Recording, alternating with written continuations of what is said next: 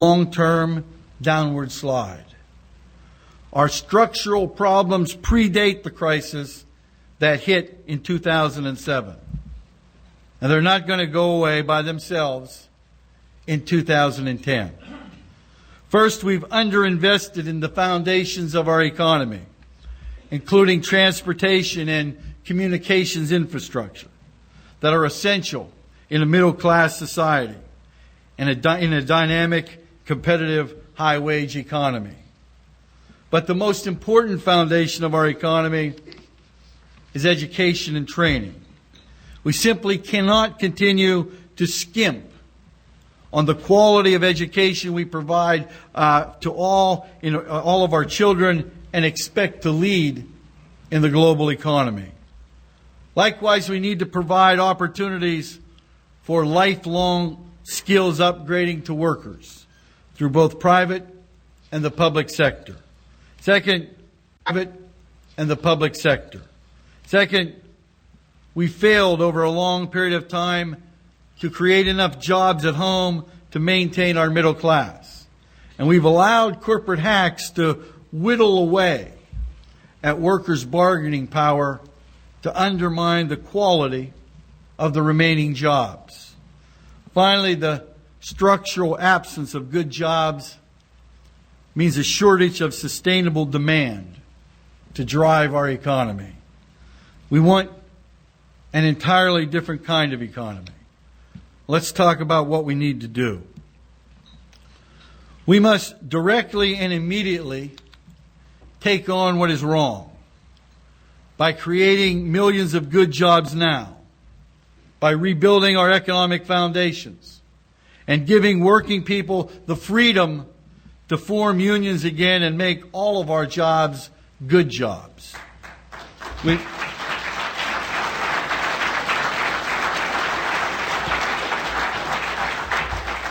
We must pass genuine health care reform and re-regulate our financial economy so that the finance is the servant of the real economy and not its master. So that we have an independent consumer financial protection agency, and so that we never again take the public's money and use it to rescue bank executives and stockholders. See, I'd like to commend President Obama's leadership in insisting on a viable and strong independent consumer protection agency, which is crucial to real financial reform.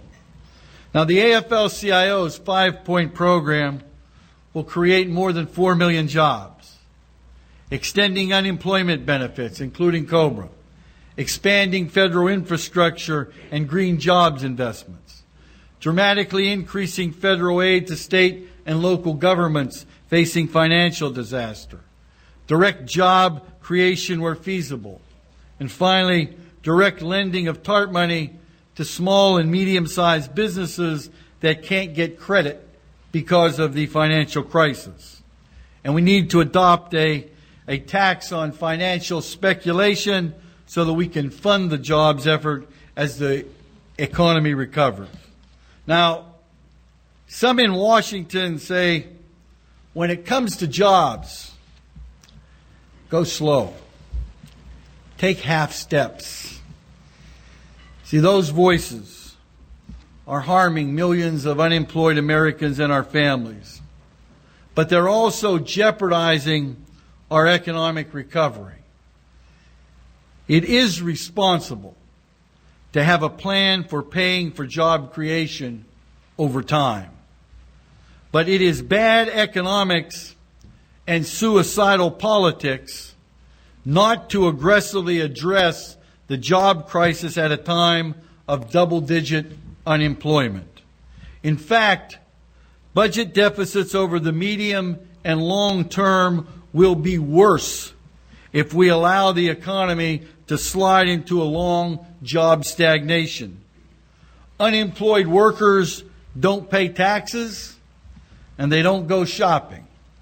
Businesses without customers don't hire workers, they don't invest, and they also don't pay taxes. Our economy simply does not work without good jobs.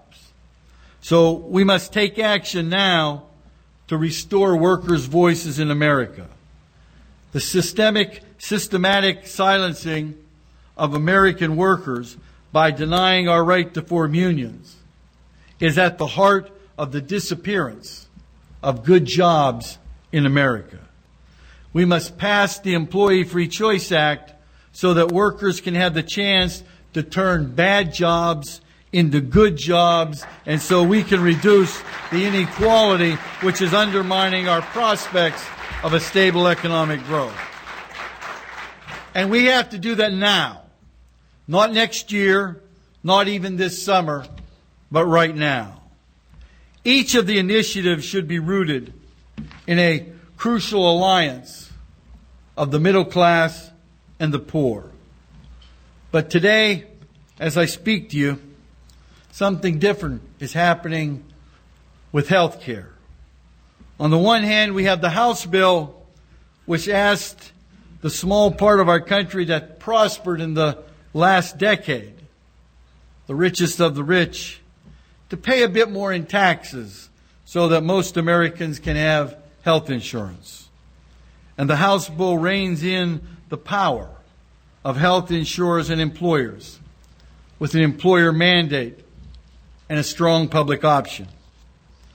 But thanks to the Senate rules and the appalling irresponsibility of the Senate Republicans and the power of the wealth among some Democrats, the Senate bill instead drives a wedge between the middle class and the poor. The bill rightfully seeks to ensure that most Americans have health insurance. But instead of taxing the rich, the Senate bill taxes the middle class by taxing workers' health plans. Not just union members' health care plans. In fact, most of the 31 million uninsured or insured employees who will be hit by the excise tax are not union members. The benefits tax in the Senate and the Senate bill pits working Americans who need health care for their families against working Americans struggling to keep health care for their families. Now, this is a policy designed to benefit elites. In this case, insurers, hospitals, pharmaceutical companies, and irresponsible employers at the expense of the broader public. It's the same tragic pattern that got us where we are today. And I can assure you that the labor movement is fighting everything we've got to win health care reform that is worthy of the support of working men and working women.